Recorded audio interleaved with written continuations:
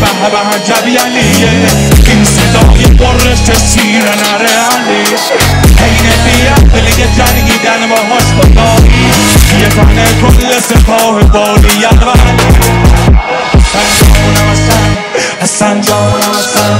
حسن جانم حسن حسن جانم حسن حسن جانم حسن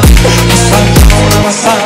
حسن جانم حسن تله بنجوری شده آشفته تله بنجوری شده آشفته داره سکته میکنه میفته وقتی که حسن میتازه حیدر مطمئنم به حسینش گفته صدر سین بابا میزنه کمین بابا